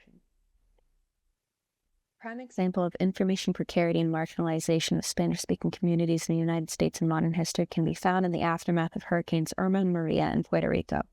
While the official languages of Puerto Rico are both Spanish and English, the majority of the country are native Spanish speakers. The hurricanes exacerbated already existing barriers to information seeking. For example, requesting relief aid required phone and internet service, which many people lacked due to the failure of the electricity grid, and essential aids such as water purifying tablets came with instructions strictly in English. The study conducted after the fact found that marginalized communities responded to the lack of information access with defensive, proactive, and subversive information-seeking practices to find necessary information without the help of traditional structures. These kinds of information-seeking practices were necessary for the Puerto Rican population to survive, but indicate a fundamental lack of care for the Spanish-speaking populations in the United States. My first thought when confronting the issue, the failure to accommodate the Spanish-speaking population at Anytown, was to try to find a library in the United States that has gone above and beyond to accommodate their Spanish-speaking patrons. According to statistical analysis, the metropolitan area with the most accurate reflection of the demographics of the United States as a whole is New Haven, Milford, Connecticut, matching the demographics captured in the most recent census survey with a 93.2% accuracy. It would benefit the Anytown Library to look at the actions taken by this library system to see what actions they can take to benefit their Spanish-speaking community. The New Haven Free Public Library has 5 locations, which are easily identified on their website. One of their locations has bilingual Spanish story time for kids most weeks. They recently announced a series of community engagement workshops available in Spanish, Chinese, and English for community members to give their feedback to the library as a whole. Their Instagram account includes 6 posts during Hispanic Heritage Month, which alerted the community about books by Hispanic authors, readings by said authors, performances by Hispanic musicians, and specific resources for books about the Hispanic American experience for children. Recent job posting by their library stressed the library served a diverse community and emphasized that the town had a substantial Spanish-speaking population. They encouraged English and Spanish speakers to apply. The state of Connecticut has a statewide library catalog called Find It that allows for searching of items in languages other than English. All of these features are most likely the reason the New Haven Free Public Library was the recipient of the National Medal for Museum and Library Service in 2019, and all of them are great ideas what we should try to incorporate into the Anytown Library. To better serve their Spanish language patrons, the Anytown Library needs to perform a community analysis consisting of the collection of both quantitative and qualitative information. Quantitative information is data that one may get from the U.S. Census or surveys that provides an overarching view of the community, while qualitative information provides context for data through methods such as interviews, focus groups, observations, and community meetings. Once this data has been collected, the Anytown Library can develop a well-suited collection for Spanish speakers and establish a plan for future rising ethno-linguistic groups. The first step is to conduct a demographic survey using census data. Assuming the Anytown population exactly mirrors the demographic breakdown in the United States as a whole, census data indicates that 19% of the town's population would identify as Hispanic. 60.5% of this population would be Mexican descent, 8.6% would be Puerto Rican, 7.9% would be South American, and 10% would be Central American. Population growth is coming almost entirely from those born within the United States, with the fastest growing demographic being Latino youth. High school graduation rates for Latinos have increased from 52% to 88% over the past 20 years, and college enrollment has doubled. This makes making the library more accessible even more important. The second step should be to reach out to community members. Since we now know the countries of origin for the Spanish-speaking community, we can find community hubs for these subgroups, such as churches, restaurants, bars, clubs, and nonprofits. As marginalized groups will often develop their own systems of information sharing when they're not being included, we need to find and talk to leaders of the communities and ask what resources the population would like to be included in the new and improved Anytown Library. We can conduct interviews and information sessions with the men, women, older populations, students, and children to ensure that the future collection reflects the various kinds of community members and making sure that those who are not able to attend physically can attend virtually through Zoom. We can also join local Facebook groups that cater to this population and post about the library's goals there as well to make sure that those who cannot attend the information sessions will still be able to be contacted. Since the Spanish-speaking population of Anytown has previously been ignored by the library, it's going to take a lot of work to gain the trust and confidence of an already established population. This process should be conducted prior to and during the reconstruction of the library so the community knows what their needs are going to be met and that they're going to be an essential part of the upcoming library structure. The first significant cost of improving the Spanish collection of the Anytown Library will be purchasing Spanish language materials. Assuming that the Anytown Library has 0 Spanish language materials when we start from scratch, will cost a total of $327,730 to purchase a collection of adequate variety and size for the Spanish-speaking population. The average collection size of the public library is around 100,000 copies. Around 49% of this collection will be physical copies of books, 13% will be ebooks, 5% will be physical copies of audiobooks, 6% will be downloadable audiobooks, 9% will be DVDs and Blu-rays, and 1% will be CDs. Since 21.7% of those within the United States speak a language other than English at home, and 61.1% of this population speaks Spanish, around 13% of the collection should cater to Spanish speakers. To reflect the breakdown of type of materials, there should be 6,500 books, 1,950 ebooks, 650 physical audiobooks, 780 digital audiobooks, 1,170 DVDs, and 130 CDs. The second significant cost would be hiring or training Spanish-speaking staff. A cheap and easy solution for the time being would be have Google Translate on phones or iPads, so that way easy questions could be answered by library employees who do not know Spanish. However, investment in Spanish-speaking staff is important to answer more complicated questions. The library could provide staff who are more interested in learning Spanish with premium Super Duolingo accounts, which the library could get a discount for $119.99 a year for 6 people, or roughly $19.99 per person per year. Assuming that the Anytown Library has a staff of 43, which is the median number of full-time employees at a city library, and they want 19% of the staff to speak Spanish to reflect demographics, around 8 employees will need to be proficient in Spanish. 2 Super Duolingo plans will cost the library $239.98 a year, and given that the money for the library is being received in a lump sum, the Anytown Library should account for 10 years of language learning, or $2,399.80. The incentive for learning Spanish could be an increase in hourly wage. Most job postings I have come across offer greater hourly wage for bilingual employees, usually coming out to around $3 more per hour.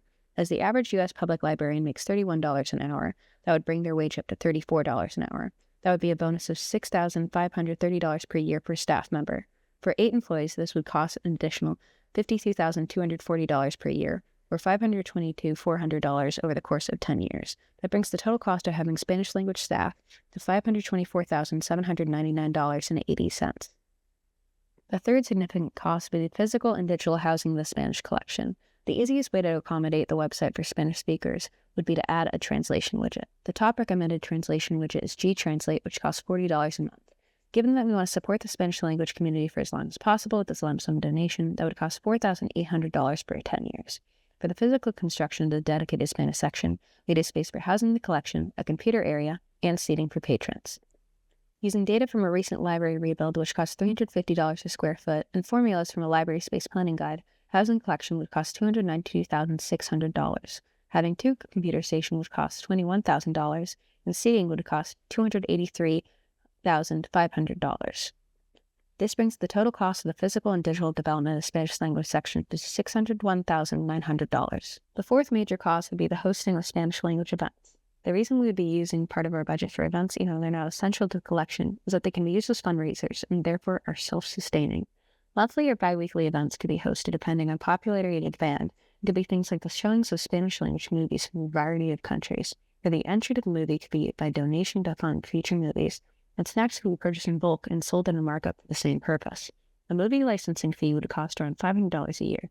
A good quality indoor-outdoor projector would cost around $1,000, and an indoor-outdoor screen would cost $215, and we can estimate the cost of an initial round of snacks and drinks to be around $500. More expensive events would be the celebrations of holidays from a variety of Spanish cultures. We could hire mariachi bands for Cesar Chavez Day, Cinco de Mayo, and Dia de los Muertos, Brazilian samba bands for Carnival, flamenco bands for Holy Week, and a variety of musicians for National Hispanic Heritage Month. This would cost around $500 a band and total to around $4,000 a year.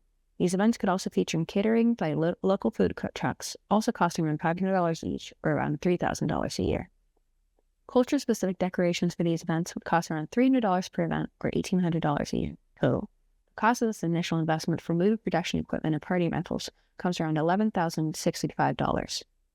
The total cost of procuring Spanish language materials, hiring and training Spanish-speaking staff, building a physical and digital Spanish section, and hosting Spanish language events would therefore cost $1,475,634.80. Hi, Mr. Megabucks. I will be talking to you about the programming at Anytown Library. Currently, you noted the problem that the library isn't doing any sort of programming. You theorize that it could be due to the lack of staff, but you're wondering about other ways to help the children in this community learn and discover. Well, I think that I have the solution for you. What I will propose in the upcoming slides is programs to implement that will benefit the children as well as the community as a whole. Storytime sessions, STEM programs, literacy programs, summer reading programs, family movie nights, book clubs, a bookmobile service, and workshops. Starting off with storytime sessions, implementing storytime sessions grouped by age range from toddlers to young adults would be a beneficial addition to Anytown Library. Taking into consideration the needs of the community, family reading sessions and bilingual storytime sessions should be offered as well. Storytime sessions in libraries are far more than just reading aloud to children. They are dynamic, interactive experiences that bring stories to life while fostering essential skills and connections.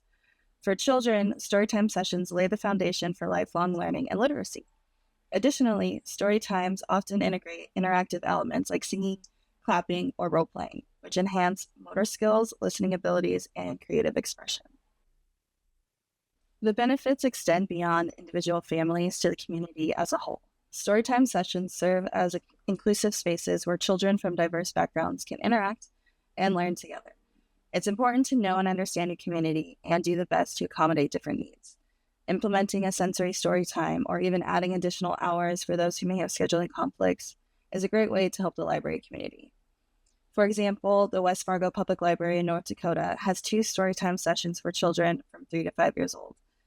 In these sessions, the children are joined by their adults as they practice early literacy skills through reading, writing, singing, movement, and art activities. Overall, storytime sessions are more than just a literacy tool. They're a gateway to imagination, connection, and opportunity. They show that libraries are not merely places to borrow books, but vibrant spaces where communities grow and thrive, one story at a time. According to Dunlop, participating in storytime sessions such as these, children will develop early literacy skills that lead to future reading success in school.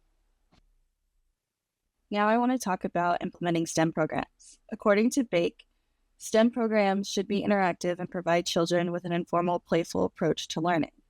There are a variety of STEM programs that could be implemented at Anytown Library, ranging from robotics to chemistry to earth science.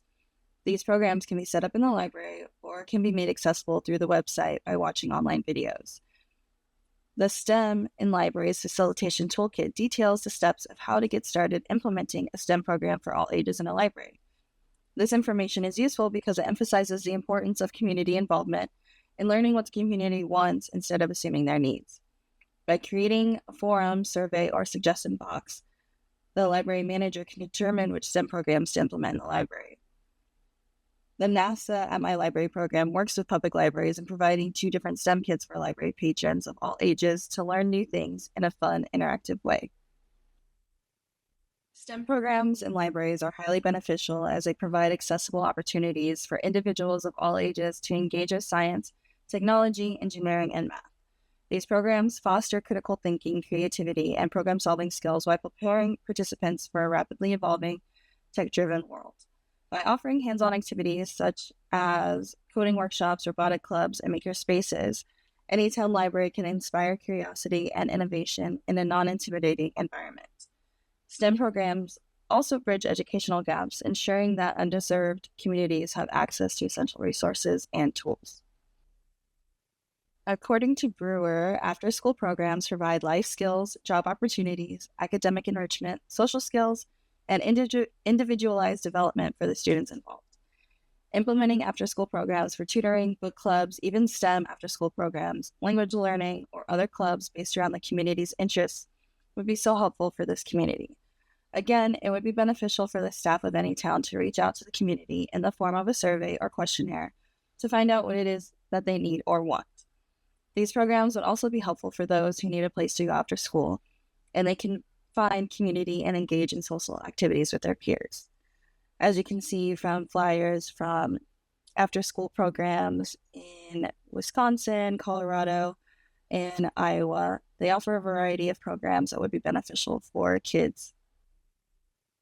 Right now, Anytown Library is doing a disservice to the community by not having any programs in their library, but especially by not having any literacy programs. Programs such as reading clubs, adult basic literacy classes, digital literacy training, bilingual and multicultural literacy classes can benefit a large demographic of the library community from all age ranges. Literacy programs in libraries are invaluable as they empower individuals with the skills needed for personal, academic, and professional success. These programs foster a love of reading, enhance communication skills, and support lifelong learning for all age groups. By promoting reading and education, literacy programs strengthen families, reduce social inequities, and build stronger, more informed communities, which could solidify Anytown Library as an essential center for growth and opportunity. Summer reading programs would be a great program to implement, as it seems there are a lot of children and teens who frequent this library, and students tend to lose academic skills during school breaks. These programs would help to encourage children and teens to read for pleasure, fostering a love of books and improving literacy skills. By offering engaging activities, challenges, and incentives, Anytown can create fun, interactive experiences that keep young minds active. Summer reading programs are free and accessible, ensuring equitable opportunities for all families. Arts and crafts and STEM activities could also be utilized depending on the books chosen. The summer reading can also tie into family movie nights as well, where after the book is read, they watch the movie. Speaking of family movie nights, Anytown Library should host family movie nights once a month. To generate community involvement, Anytown should provide a selection of 4 to 5 movies for the library members to vote on each month. This could also potentially tie into cultural event programming where a specific culture is highlighted with each month's movie, and library members are encouraged to bring in food and drink that relate to it. It could also tie in the book that was read during the summer reading program. For example, the Huntington Library hosts a family movie night, and they charge library members a fee to participate in movie nights on the lawn. When Anytown gets the initial funding to get set up for movie nights, they could sell tickets to help balance the cost of purchasing the movies, the equipment to show the movies, and staffing. I touched on book clubs when discussing after-school programs, but I want to further expand on that here. Anytown should set up book clubs for all age groups, as well as a Spanish and/or bilingual book club. Book clubs foster social connections, promote cultural awareness, and encourage reading habits. Also, in contrast to being told what to read in school, book clubs allow options and choice. It also allows for independence in analyzing thoughts, according to Mariano. As you can see how much fun those adults are having reading their book in the top right corner, book clubs are not just for kids or young adults. Any town should accommodate the needs of their community and create a welcoming environment that is inclusive to all groups. Doing so would make members of the community feel more comfortable in joining said clubs. They also could implement book club kits, such as the bottom right picture from Oak Park Public Library, in case they need any help. Those kits provide all the tools needed to set up a successful book club. I propose that Anytown Library implement a bookmobile service similar to the one from the Santa Ana Public Library, the Knowledge Mobile. There are those who may not have access to the library, but still should have access to the resources available. Also, it would help with marketing all of the new programs that are going to be implemented. Any town should reach out to local schools and plan days and times to stop by and let students know about the library and the programs offered. Along with all of these programs, here are a few workshops that should be implemented as well. Arts and craft workshops for community members of all ages would be beneficial for those who are interested in learning something new, engaging in a fun activity, or meeting new people. The activities could be for parents and children to work on a craft together as well. Themed workshops, similar to Christmas Arts and Crafts Workshop hosted by the National Library Board in Singapore, where library members mold a clay Christmas tree or make felt gingerbread houses, are great ways to engage the community in a fun activity around a holiday. Anytown Library can also utilize arts and crafts in the storytime sessions to engage the readers to help make connections and maximize learning. Implementing arts and crafts workshops would be an effective tool to build community, but if the workshops also tie in the culture of the community, it can help the community members build trust with the library and staff. An example could be from the Paso Robles Library, where they did an arts and crafts activity based around Dia de los Muertos. Anytown Library could also hold STEM events where speakers/experts of their field come and do presentations or provide a workshop. For example, the Malabar Branch Library in Los Angeles hosted a DIY slime workshop on October 24th, where children could go and learn how to make their own slime from a slime expert. Holding health and wellness workshops would be a great way for the community to build connections, increase overall community engagement, and for the community members to have access to resources that they may not otherwise. These workshops could be specialized for a specific target area or just be a general yoga or art class. These flyers showcase wellness workshops that have been implemented in various libraries across the country, including a yoga class in Delaware, a wellness workshop in Washington, D.C., and an art and mental wellness workshop class in the San Francisco Bay Area libraries. So I know that was a lot of information, Mr. Megabucks, and I hope you're still with me. We have some final things to discuss, including the estimated cost. The total estimated cost for implementing said programs is $400,000. This includes staffing, which any town could work with the community more and ask for volunteers, especially for storytime or workshops. But to initially get set up with hiring on 2 to 3 more librarians to help with programs during the workshops and activities, this is how much it would cost, about $200,000. The total cost also includes marketing to let the community know about all the upcoming programs, which could be flyers, posting on websites and social media.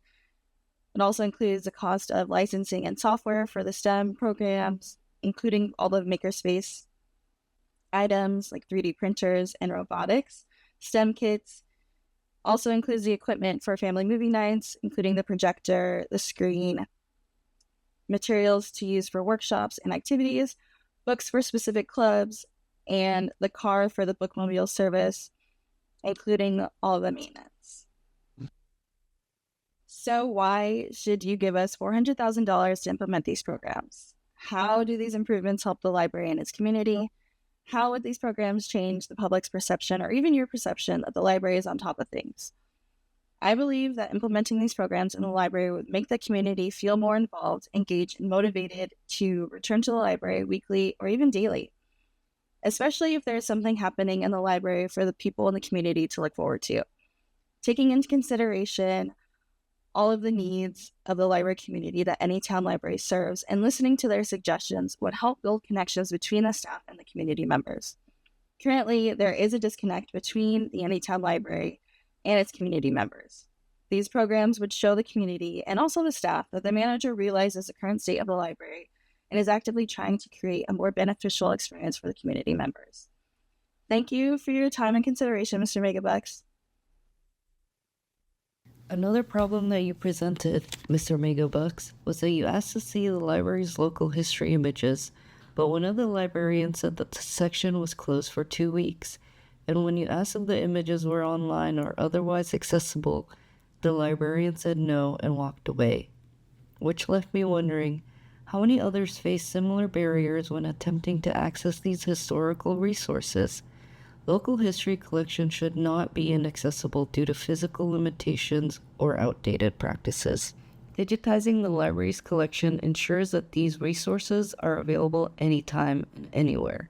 It eliminates physical barriers, protects fragile originals, and provides the public with a modern way to engage with history. By doing so, we can preserve our history and connect the past with the present while ensuring that future generations will also have access. Our ultimate goal is straightforward: to make the library's local history images accessible both in person and online. Imagine a world where anyone, students, researchers, or history enthusiasts, can explore our community's cultural and social history with just a few clicks. Our local history collection is extraordinary. It is filled with materials that tell the story of our community. Highlights include rare photographs of local landmarks that captures the evolution of our town and its unique character, images documenting cultural and social history, from significant events to everyday moments that reflect the diversity of our community, ephemera such as postcards and advertisements that offer a glimpse into the lives and creativity of those who came before us, and maps and newspaper clippings, which are critical resources for researchers and those curious about the changes in our region over time.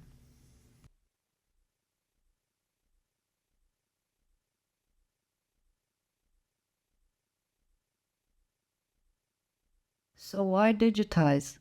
Because this collection is more than just historical artifacts. It represents 1. Local identity, giving us a shared sense of pride and belonging. 2. Cultural preservation, ensuring that our stories and heritage are not lost over time. 3. Accessibility, breaking down barriers so that everyone can explore and benefit from these resources. And 4. Education and research, enabling students, academics, and curious minds to delve into the wealth of knowledge our library holds. By digitizing this collection, we fulfill our role as a library to educate, inspire, and connect. As we embark on this project, it's important to acknowledge the challenges we face. These barriers emphasize why this grant is critical to achieving our goals. The first is physical limitations. Many items in the collection are fragile, oversized, or difficult to handle without risking damage. There are also a lack of resources. Existing budgets do not cover the specialized equipment and tools needed. Current storage solutions, both physical and digital, are inadequate to protect and organize the collection effectively. There is also a lack of infrastructure, such as a digital platform to host and share the collection online. Without a proper digital asset management system, or DAMs, organizing, retrieving, and preserving digital files is a major challenge. Lastly, our current staff lack training in digitization techniques, metadata creation, and digital preservation practices. Additional personnel will be needed to process the collection at the scale required for this project. To achieve this, we propose a multi-step approach. A professional consultant will help us assess the collection, conduct inventory, and identify the equipment we need. This ensures we start with a solid foundation. Contractors will provide training for library staff on using the equipment effectively and assist in digitizing a significant portion of the collection. Then we will ensure both physical and digital storage solutions are in place. Physical materials will be preserved in archival quality storage, while digitized files will be securely stored online. Metadata will be created to make items searchable and user-friendly. Then we will outsource web development. Web developers will design a user-friendly digital collections portal as a front end for public access. They'll also implement a robust digital asset management system for efficient back-end organization and retrieval. We believe in taking inspiration from the successes of others to create a strong foundation for our project. One such inspiration is the Los Angeles Public Library, or LAPL's, TESSA project. What is TESSA? TESSA, or Technology, Education, and Social Science Access, is a platform that brings together the LAPL's vast collection of photographs, documents, and other historical artifacts.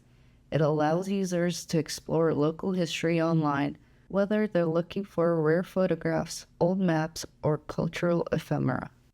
Some key features are its user-friendly interface and high-quality imagery that are accompanied by detailed descriptions, making the collection accessible and searchable.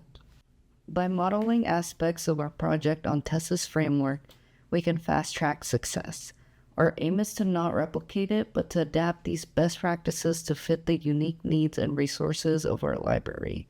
This includes ensuring our collection reflects our community diversity and is presented in an equally engaging and accessible way.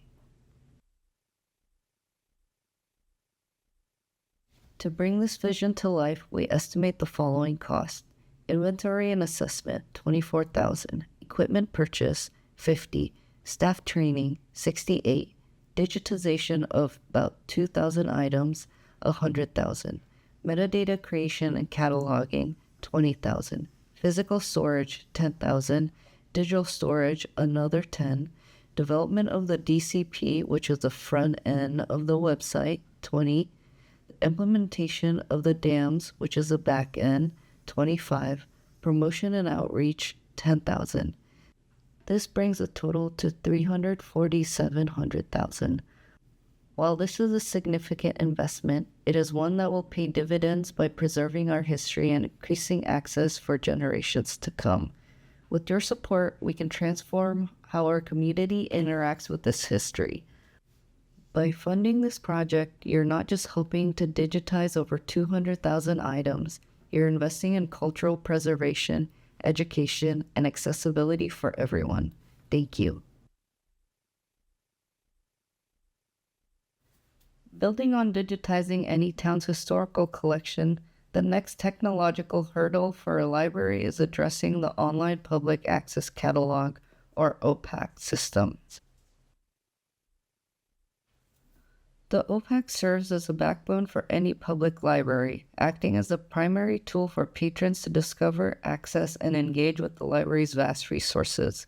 A modern, user-friendly OPAC is essential for connecting the community not only to books, but also digital collections such as ebooks, movies, etc.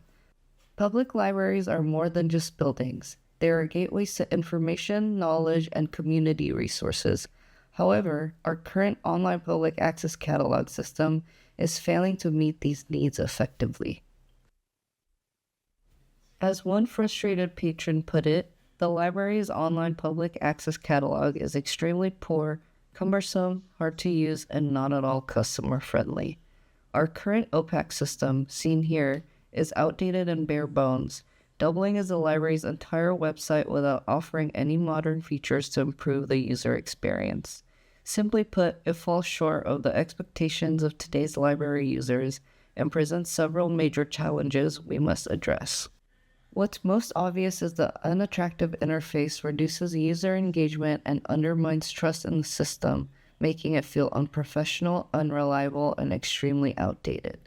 Search results are often irrelevant or incomplete. There's no advanced filtering, like language, format, availability, and no predictive text to assist users in refining their searches. There are often long loading times and frequent glitches, especially during peak usage hours. There is a lack of features for personalized accounts for patrons to check their borrowing history, and they also cannot place holds or requests. Patrons can only check availability. There is no mobile app. The catalog is inaccessible on mobile devices, leaving mobile users without an easy way to browse the collection. There are also no features to support non-English speakers or patrons with disability. And lastly, the OPAC doesn't connect with other resources such as community events, workshops, or reading programs which limits its role as a community hub in the 21st century. We've identified several public library websites to serve as a model for a redesign. Here's how we plan to enhance user experience by adopting similar features.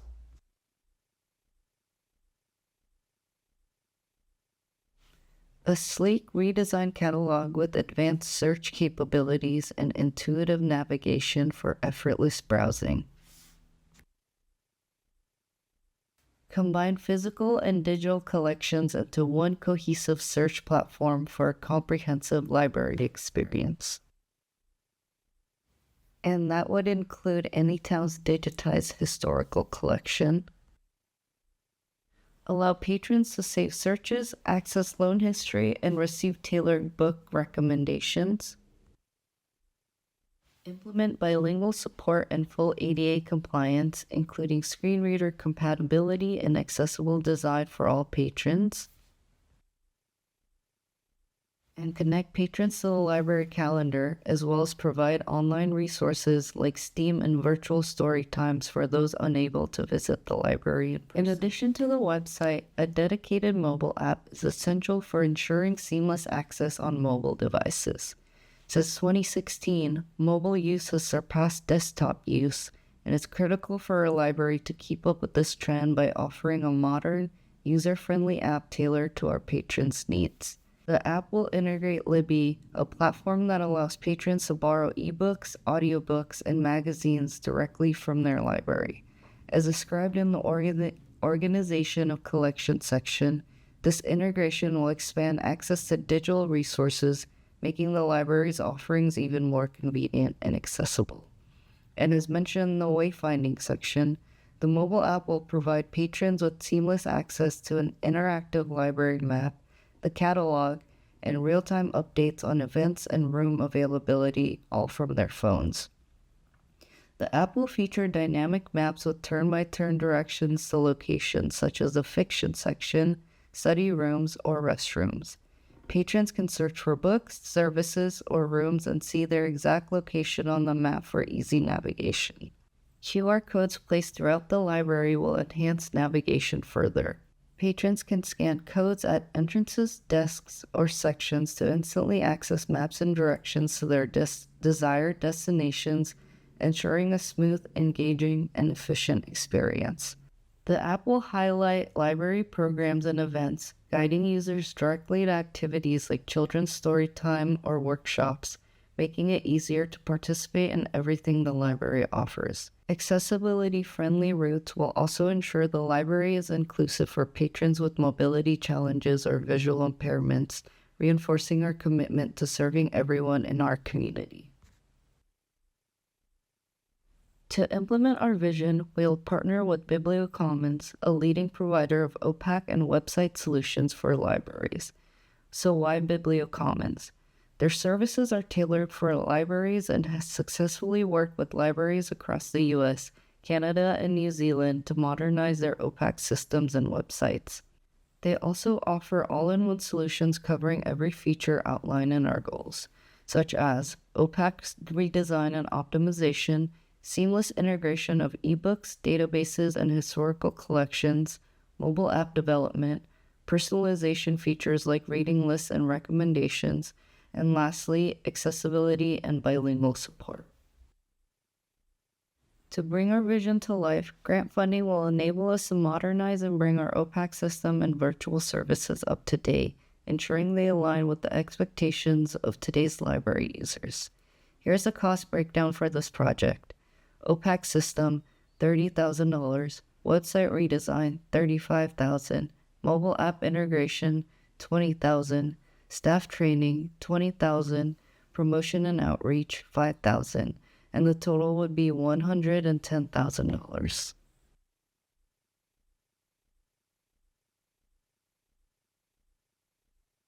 The Anytown Library renovation is going to take a lot of time, energy, and money, but its refurbishing will cement its status as a beacon of safety, freedom of expression, and education at Anytown for years to come. Improving its wayfinding capabilities will ensure patrons can locate the resources they need via enhancements to the welcome desk, the maps and signage, and the library's app. Boosting security with upgrades to the parking lot, organization of staff, and enhancement to security in general will make the patrons associate the library with safety. Augmentation of lighting to incorporate natural light and more eco-friendly LEDs will save the library money in the long run and provide a more comforting atmosphere. Having a designated area to consume or store food and drink, along with easily accessible recycling bins and trash cans, will make sure patrons can stay at the library longer without risking damage to materials. Creating a designated teen room will help build a positive relationship between the teens of Anytown and the library, and in turn build a better relationship between the teens and education in general. Reorganizing the collection will ensure patrons can find what they're looking for and make certain that the collection is able to be fully used. Initiating the development of a dedicated Spanish language section will make the collection useful to the growing number of non-English-speaking patrons of Anytown and reinforce the library's commitment to DEI initiatives.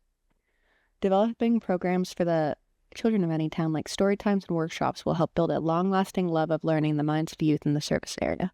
Digitization and improvements to the library OPAC system will bring the library into the modern age and guarantee that the hard work done to improve the Anytown Library will continue to be relevant and useful to future generations. The total cost of these improvements will be $3,696,884.80. Part of this cost, beyond the previously elaborated on categories, is an additional $100,000 for unexpected expenses that arise during renovation. While this cost is steep, we believe that the improvements made to the Anytown Library will benefit the community so much as a whole that it is a necessary expense.